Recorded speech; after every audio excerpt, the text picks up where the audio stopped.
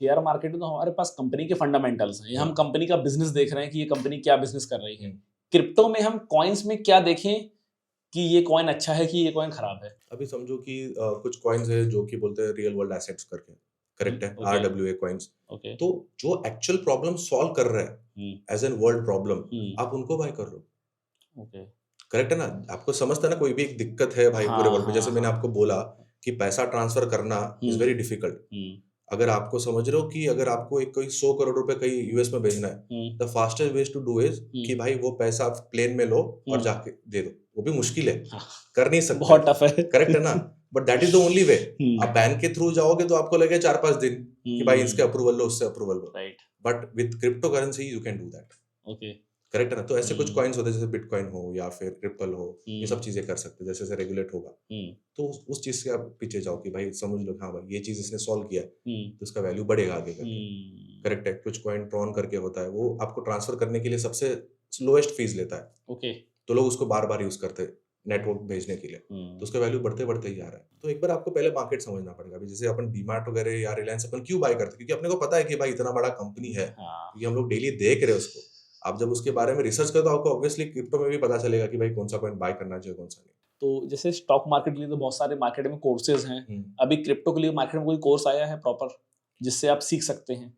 मेरे चैनल में तो मैं ऐसे ही लोगों को बताते रहता हूँ कि क्या करना चाहिए क्या नहीं, एज अ कोर्स में कभी किया नहीं उसमें, बट बहुत सारे फ्री नॉलेजेस भी है। आप बस एक्सप्लोर करोगे ना तो आपको बट चीज फ्री समझेगा। नॉलेज में ये चीज होती है ना कि आपको नहीं पता कि कौन सी नॉलेज सही है। करेक्ट।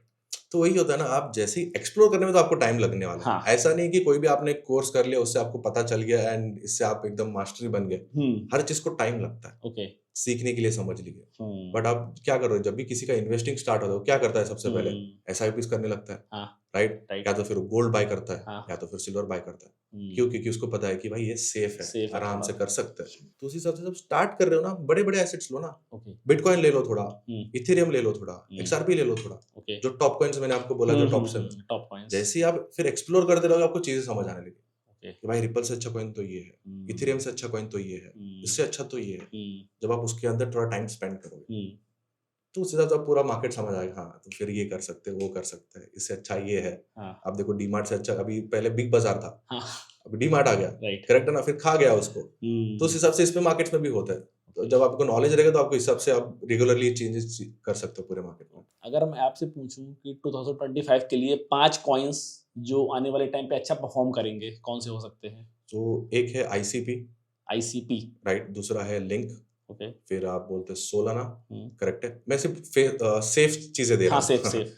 एंड फिर आप बोल सकते हो बिटकॉइन भी आप ले सकते हो उसके ओके। अंदर, सेफ के लिए। ठीक है। क्योंकि नए लोग हैं, आई डोंट वांट कि उनको एकदम लो इस पे जाए। तो ये सब में ना सबसे हाईएस्ट डेवलपर डेटा है, ओके। जहाँ पे डेवलपमेंट ज्यादा हो रहा है, रेगुलर चीजें चेंजेस हो रही है, इसलिए मैं ये पॉइंट्स बोल रहा हूँ लोगों को। ठीक है। तो इन कॉइन्स की वैल्यू आज की डेट में कितनी है अराउंड, लगभग लगभग? सबका प्राइसेस अलग होता है। ओके। एक और मिसकंसेप्शन क्या होता है पता है क्रिप्टो में, कि इसका प्राइस कम है तो ये सबसे ज्यादा रिटर्न देगा। हाँ, ये तो स्टॉक्स में भी लोग सोचते हैं। करेक्ट। तो ये सबसे गलत है। अच्छा। क्यों हो रहा है? क्योंकि इसका सप्लाई ज्यादा है।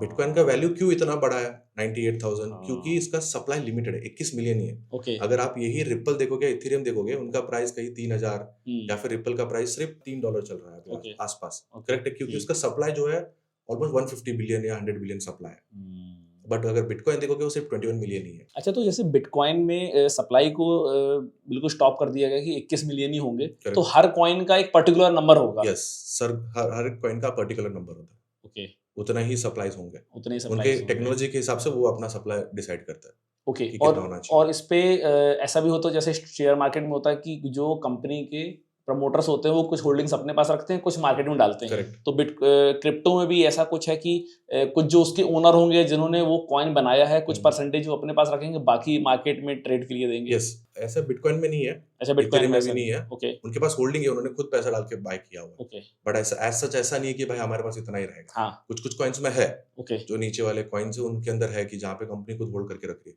है। बट बिटकॉइन में ऐसा नहीं है, जो कि ओके। पूरा ही डिसेंट्रलाइज्ड है। कुछ कॉइन्स में है, कुछ कॉइन्स में नहीं है। ओके। अभी आपने वर्ड यूज किया था मीम कॉइन्स, थोड़ा सा इसके बारे में बताइए, क्योंकि आज मैं सुबह देख रहा था तो मीम कॉइन लोग बड़ा इसके बारे में चर्चा कर रहे हैं, ट्रेंडिंग में है। ये क्या होते हैं मीम कॉइन्स? सो मीम कॉइन्स, जैसे कि आप नाम में ही पता चल रहा है, एक मजाक है। मजाक भाई। करेक्ट है। हाँ। तो जैसे ही क्या हुआ था कि पहला मीम कॉइन था डोज कॉइन। ओके। एक कुत्ते का कॉइन ऐसे आप देखो थे, डोज कॉइन करके था, तो वो कॉइन बनाया था मजाक मजाक में। ओके। तो वहां से वो स्टार्ट हुआ था। और जैसे कि मैंने बोला कि कोई भी मार्केट एमर्ज हो रहा है तो जब कुछ भी डाल दो, बहती गंगा में हाथ डालोगे आपको मिलेगा कुछ ना कुछ। राइट। तो वैसे उसने मजाक से स्टार्ट किया था। ओके। तो नैरेटिव चलते ही जा रहे, चलते ही जा रहे, चलते ही जा रहे। तो लोग मीम कॉइन्स बनाते ही जा रहे, लोग उसमें जा ही रहे। क्यों? क्योंकि ग्रीड है लोगों के पास कि भाई मैं ये मीम कॉइन को, ऐसे न्यूज आता है ना कि ये मीम कॉइन बाय करके इसने करोड़ों बनाया। बट जब तक आपके पास आ रहा है इट्स ऑलरेडी टू लेट। तो बहुत लोगों ने पैसा भी बनाया, नो ऐसा नहीं बोल रहा नहीं बनाया, बट उनको पहले ही चीजें पता है कि ये कौन सा कॉइन क्या है, कैसे इसके कॉइन को ढूंढना चाहिए, कैसे कॉइन को नहीं, ये उनको पता है। But as a retail investor आपको पता ही नहीं है ना। जब तक आप तक आ रहा है you are an exit liquidity, मतलब आपको इतना हाइप किया हुआ है, आप तक आने तक समझ लो लेट हो चुका है। स्टॉक मार्केट में भी ये होता है। जब तक आपके स्टॉक आपके पास आ रहे समझ लो लेट हो चुका है। इसलिए लोग बोलते हैं जब मैं बाय करता हूँ मार्केट नीचे जाता है जब मैं सेल करता हूँ तो मार्केट ऊपर जाता है। यही हो जाता है क्योंकि आपको करेक्ट नॉलेज नहीं है उस चीज का। तो मैं बोलता हूँ मीम कॉइन्स पे जाओ ही मत उस चक्कर में। अच्छा। कि रिस्की बहुत ज्यादा है ना, तो जाना ही क्यों है इसके अंदर। तो उस हिसाब से अभी तक का कोई मीम कॉइन है जिसने जो सबसे ज्यादा प्राइस पे आज की डेट में ट्रेड कर रहा है? ऐसे बहुत सारे मीम कॉइन्स हैं। अच्छा। बहुत सारे। अभी डोज कॉइन जो था, जिसने मीम कॉइन एज़ बनाया था, वो बंदे ने खुद उसके कॉइन सब कुछ बेच दिए थे $30,000 में उस टाइम पे। ओके। जस्ट बिकॉज उसको है कोई कार बाय करना था। ओह। अभी वही अगर बाय बेचता नहीं तो वो बिलियंस में होता है, वो वैल्यू ऑफ दोस कॉइन जो उसने बेचा था। मतलब एक वो टाइम से पहले उसने निकाल दिया। बट क्या हो गया, वो बेचने की वजह से वो पूरा जो कॉइन जो डिसेंट्रलाइज्ड हो गया, उसके पास अथॉरिटी ही नहीं रहा। तो लोग उसको बाय करने लगे। फिर बाद में इलन मस्क आया। तो फिर वो बोला मैं इसको कुछ और डेवलप करूंगा, बट टेक्नोलॉजी तो सेम ही है। उसने जो बनाया था कॉइन सेम टेक्नोलॉजी यूज करके। ओके। तो जब वो पूरा डिसेंट्रलाइज्ड हो गया, जब उनको पता चला कि भाई किसी के हाथ में कंट्रोल नहीं है इसका, उसको कुछ अपन कर सकते हैं करके। ओके। अगर क्रिप्टो को ऑर्गेनाइज तरीके से किसी को परचेस करना है, तो क्योंकि अभी एक्सचेंज की हम लोग बात करते हैं, इसको हम लोग बाद में करेंगे। अभी बीच में इंडिया में न्यूज आई थी कि 2 एक्सचेंज शायद इंडिया में बंद कर दिए गए थे। करेक्ट है ना? तो जैसे मान लीजिए सपोज करिए मैंने किसी एक्सचेंज से बिटकॉइन खरीदा या मैंने कोई क्रिप्टो करेंसी खरीदी, अब वो एक्सचेंज गवर्नमेंट ने बंद कर दिया, तो फिर वो मेरा पैसा कहाँ जाएगा? पैसा कहीं नहीं जाता है। अभी जैसे आप जो एक्सचेंजेस की बात कर रहे हो वो है बड़े बड़े एक्सचेंजेस जो बाहर के एक्सचेंजेस है। वो इंडिया में काम कर रहे थे, बट गवर्नमेंट ने क्या बोला, आप हमारे पास आके रजिस्टर ही नहीं किए तो आप काम कैसे करोगे। तो उन्होंने क्या किया, गवर्नमेंट ने उनका वेबसाइट बंद कर दिया। बैन का मतलब आप ट्रांसफर ले सकते हो, कोई आपको कभी भी ऐसी चीजें होती है ना, आपको एक टाइम दिया जाता है कि इतना 15-20 दिन, 1 महीना, 2 महीना है, आपका जो भी है विड्रॉल कर लो। ऐसा कभी होता नहीं है जो बड़े बड़े एक्सचेंजेस है कि भाई पैसा लेके भाग गए, ये नहीं होता है। अच्छा। आपको एक टाइम दिया जाता है। तो फिर जब इंडिया ने बोला कि आप रजिस्टर करो फिर हमको यूज करने देंगे। क्यों करने बोला, क्योंकि उनको भी डेटा है ना, कौन इन्वेस्ट कर रहा है कौन नहीं कर रहा है। करेक्ट है। तो फिर जैसे उन्होंने रजिस्टर कर लिया इंडिया के रूल्स के अकॉर्डिंग, फिर वो फिर से आ गए मार्केट में। जैसे कि बाइनेंस हो या बाइबिट हो, ये फिर से अभी इंडिया में जब ये एफआई रजिस्टर्ड हो गया, वो फिर से आके मार्केट में भी काम करने लग रहे हैं। ओके। अगर मिडिल क्लास के लिए आप राय क्या दोगे कि वो स्टॉक्स में, एसआईपी में इन्वेस्ट करे या फिर बिटकॉइन में आ जाए? मैं परसेंटेज बोल रहा हूँ। जैसे कि आप समझो कि 10,000 रुपए आप एसआईपी कर रहे हो, ठीक है, बराबर है ना। तो इसमें 2,000 का करो, 10%, 20%, बराबर है ना। तो बट छोड़ो मत इसको, भले आपके हिसाब से आपको लगता है बहुत ही रिस्की है, तो 5% से और 10% से, बट डालो जरूर। और मिनिमम कितनी किसी बंदे की इनकम होनी चाहिए जब वो क्रिप्टो में ट्रेड करना शुरू करे?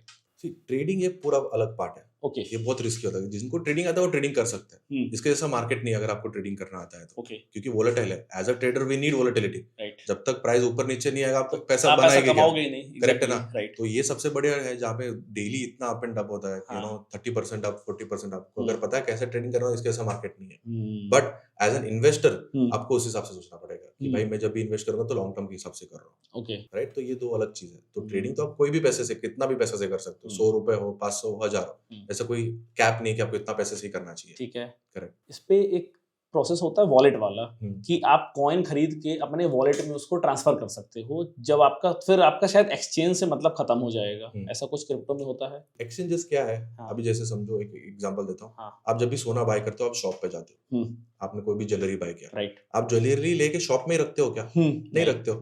घर पे लेके आते हो, तिजोरी में रख देते हो, राइट, जो भी आपका सेफ हो। बराबर, ऐसे ही करते हो अपन। बिल्कुल। तो same way exchanges are just the way to buy and sell. अच्छा। करेक्ट है।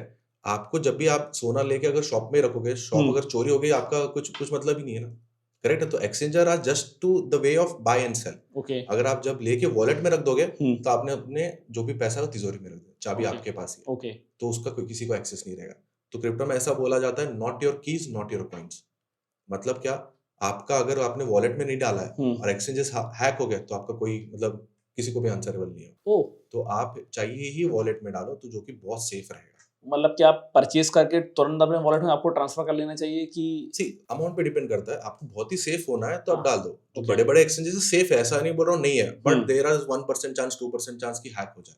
अभी जो सबसे बड़ा बाइबिट करके एक एक्सचेंज था, सबसे बड़ा टॉप सेकंड एक्सचेंज है, वो अभी $1.4 बिलियन का हैक हुआ था रिसेंटली 2 दिन पहले की बात। तो इसीलिए आपको अगर बड़ा फंड है तो उसको लेके आपको वॉलेट में रखना। तो मतलब जो 1.4 बिलियन का हैक हुआ, तो 1.4 बिलियन के यू मीन टू से कि क्रिप्टो कॉइन्स किसी ने चोरी कर लिए टेक्नोलॉजी से। तो अब वो पर्टिकुलर एक बंदे हो सकता सारे चले गए हों, किसी को सकता 5% गए हों, किसी को 20% गए हों, तो वो गए अब। करेक्ट।